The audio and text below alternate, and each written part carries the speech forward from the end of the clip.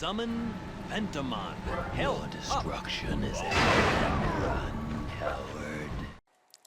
Hey guys, I am Phantomon, and this is the build that I used with double Eclipse Shotels for PvP, and later on I will show you the one for PvE. So, double Eclipse on both hands, the double Eclipse Shotels with Claw Talisman, Rotten Sword Insignia, Godskin Swaddling Cloth, and Erdtree's Favor +2. I have the Staff of Great Beyond equipped to be able to cast some incantations that apply Death Blight, plus Fia's Mist, which is a sorcery. As you can see in these duels that I played, the weapons are really fast and they attack multiple times, making the Rotten Sword Insignia a good choice. The best attack is the running light attack, as it is fast and it covers a good distance when chasing opponents. The jumping attack is pretty good because it attacks multiple times, so the Claw Talisman will help with that, and the Godskin one is good overall to get some health back.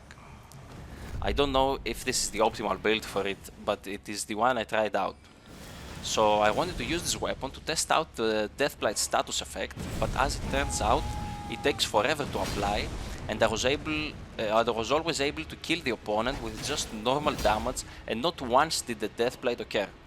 You don't have enough time to build it up. Maybe with spells such as Fia's Mist you might be able to get it, but in duels that is pretty hard. As you can see in these duels, I tried to cast Fia's Mist and Death Lightning to try and increase the build-up of Deathblight, but it never worked. We had a latency issue with the last duel, as you will see, but still managed to win. Another issue with these weapons is the hyper armor that people get from colossal weapons. I mean, that's always a problem, I guess, and you can't break that easily, so you can't really trade with them. Plus, you need to always try and have the buff on the weapons active, and during the fight it is quite difficult.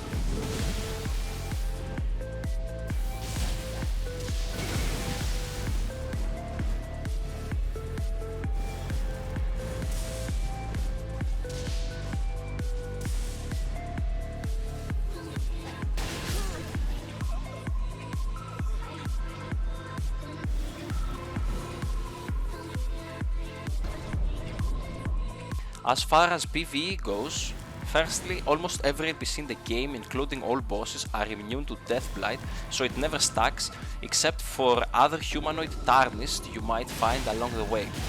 Still though, I wanted to try them, as you can see, the enemy is not that strong, it deals decent damage, but against Godfrey the Crafted for example, the damage is pathetic. So if the enemy has low health and is small, it can be good, but for bigger enemies you should never use this. The good thing is the multi-hit that these weapons have in their attack patterns, both in the jumping attack and the running attack.